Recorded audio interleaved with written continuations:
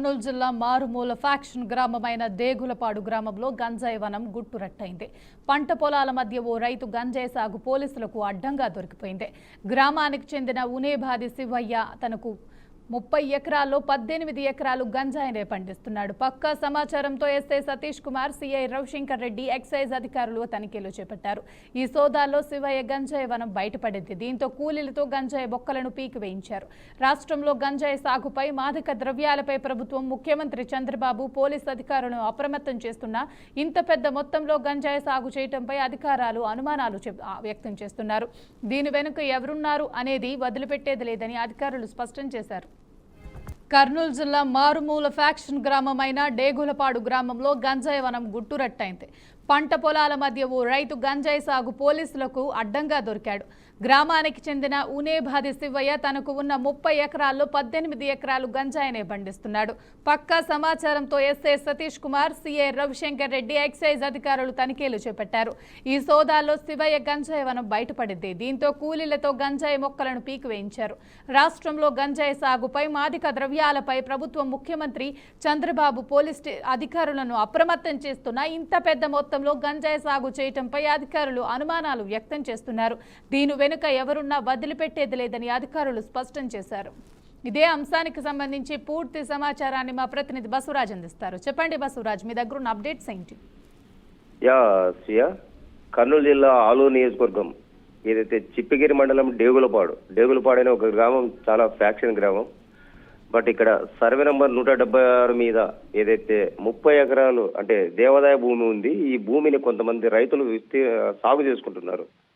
ఈ నేపథ్యంలో డేగులపాడు గ్రామానికి చెందిన ఉనేబాది శివయ్య అనే వ్యక్తి ఒక 18 ఎకరాలు అంటే కంది మిరప సాధారణంగా పండిస్తారు. అక్కడ రైతులంతా కూడా మేజర్ గా మిరప వేసుకుంటారు. బట్ ఇందులో అంతర్ పంటగా ఏదైతే గంజాయిని సాగు చేసిన పరిస్థితి, అది ఈ రోజైతే అధికారులు గుర్తించి పట్టుకోవడము జిల్లాలో కలకలం రేపిన సంగతి.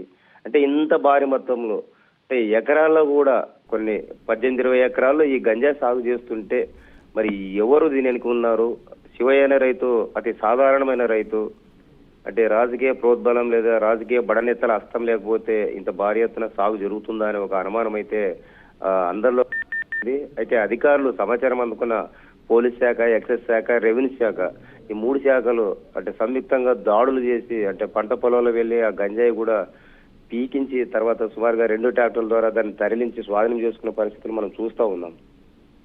అయితే రాష్ట్ర ప్రభుత్వం అంటే మొదటి నుంచి చెప్తా ఉంది, గత ప్రభుత్వ హయాంలో డ్రగ్స్ కావచ్చు, గాంజా కావచ్చు విపరీతంగా జరుగుతూ ఉంది. యువత అంతా కూడా దానికి బానిస అవుతున్నారు. ఇలాంటి పరిస్థితి ఉండరాదని చెప్పి పవన్ కళ్యాణ్, నారా లోకేష్, చంద్రబాబు వీళ్ళంతా కూడా కొంచెం పటిష్టమైన చర్యలు తీసుకొని మేజర్ గా మనం ఉత్తరాంధ్రలో చూస్తూ ఉంటాం. విశాఖపట్నం, విజయనగరం అటువైపు గాంజాయి ఎక్కువ సాగు చేస్తారని.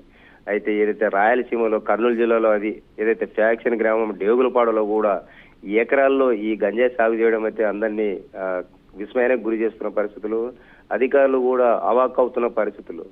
ఎట్టకేలకు అంటే ఇది అధికారులకి తెలిసి జరిగిందా, తెలియక జరిగిందా?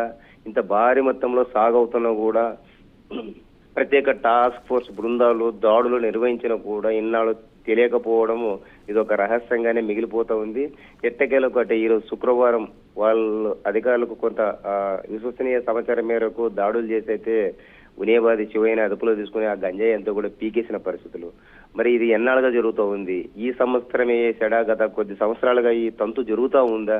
ఎస్పెషల్లీ చూసాం గత ప్రభుత్వంలో కూడా అంటే చిప్పగిరి మండలం అడ్డాగా పేకట్ కావచ్చు లేదా గ్యామ్లింగ్ కావచ్చు రకరకాలుగా జరిగిన పరిస్థితులు. పేకట స్థావరాలపై ఏదైతే పోలీసులు దాడులు చేస్తే పోలీసులను కూడా తిరగబడి కొట్టిన పరిస్థితులు. మరి ఈ గ్రామం ఏదైతే ఇక్కడ ఇంత అరాచకము లేదా అసాంఘికమైన కార్యకలాపాలు జరుగుతూ ఉన్నాయి, పొలిటికల్ బ్యాక్గ్రౌండ్ లేనిది ఇది జరగదు అనేది ఒకటి అందరికి తెలిసిన విషయం. బట్ పొలిటికల్ బ్యాక్గ్రౌండ్ ఎవరు ఉన్నారు ఏంటి అనేది ఆ దిశగా అధికారులు అంటే దర్యాప్తు డెప్త్ గా చేసినట్లయితే వాస్తవాలు వెలుగు చూసే అవకాశం ఉంది. మరి ఈ కూటమి ప్రభుత్వం అంటే ఈ 18 ఎకరాల గాంజా సాగా పైగా దేవాదాయ భూమిని ఆక్రమించుకోవడమే అన్యాయము. అట్లాంటి దేవాదాయ భూమిలో ఆక్రమించుకొని అంటే చట్ట విరుద్ధంగా గాంజాయి సాగు చేస్తూ అటు దేవాదాయ భూమికి కావచ్చు, ఇటు ప్రభుత్వానికి కావచ్చు చెడ్డ పేరు తెస్తున్న పరిస్థితులు మనం ఈరోజు స్పష్టంగా తెలుస్తా ఉన్నాయి. మరి అధికారులు, పోలీసు అధికారులు ఎంతవరకు ఉండొచ్చు? ఇది అంటే అప్రాక్సిమేట్లీ అంటే ఏదైతే ఇది పచ్చి ఏదైతే గాంజా మొక్క తీసుకున్నారో కాబట్టి 2 ట్రాక్టర్ల ద్వారా దాన్ని తరలించినట్లు తెలుస్తుంది. అంటే అది ఒకవేళ ఎండబెట్టి కట్టలుగా కట్టినట్లయితే సుమారుగా కొన్ని కోట్లలో విలువ పలికే అవకాశం ఉంది. మరి ఇంత కోట్ల వ్యాపారం ఎకరాలలో జరుగుతుంటే కూడా ఇది ఒక సాధారణ రైతు చేసే పని కాదు. ఖచ్చితంగా దీని వెనకైతే పొలిటికల్ బ్యాక్గ్రౌండ్, అదేవిధంగా బడనేతలు ఇతరత్ర ఉంటారు. మరి అధికారులు కూడా, పోలీసు అధికారులు, చీమ చిట్టుకుమన్న పట్టుకునే పోలీసు అధికారులు ఇంత భారీ ఎత్తున ఎకరాల్లో సాగు అవుతున్న గాంజా విషయంలో చూసి చూడనట్లున్నారా, లేదా నిజంగా వాళ్ళకి తెలియదా? మరి ఆ గ్రామంలో ఎవరు కూడా సమాచారం, 1-2 గాంజా మొక్కలు నాటుకుంటేనే ఎవరో ఒకరు చెప్పేస్తున్న పరిస్థితులు, 2-3 మొక్కలకి. అట్లాంటిది ఎకరాల్లో విస్తీర్ణం సాగవుతున్నా కూడా ఎందుకు తెలియలేదు అనేది కొంత సందేహంగా కనిపిస్తా ఉంది. అంటే అధికార యంత్రాంగం అంటే చట్ట పరిధిలో పనిచేస్తే ఖచ్చితంగా డెప్త్ గా దర్యాప్తు చేసినట్లయితే ఈ శివయ్య అనే రైతు వెనక ఎవరున్నారు, ఈ 18 ఎకరాల గాంజా సాగుకి ఎవరెవరు సహకరించారు అనేవి అవన్నీ కూడా బయటపడే అవకాశాలు కనిపిస్తా ఉన్నాయి. మరి చూడాలి శ్రేయ, అంటే ఈ దర్యాప్తు సాగుతున్న నేపథ్యంలో అంటే ఈ రోజు అడవుడు చేసి వదిలేస్తారా, లేదా మరో వారం కానీ డెప్త్ గా దీన్ని కూపిలాగి చట్ట పరిధిలో దీని కారకురైన వాళ్ళని శిక్షిస్తారా లేదనేది మనం చూడాలి Shreya. Thank you Basavaraj, thanks for the update.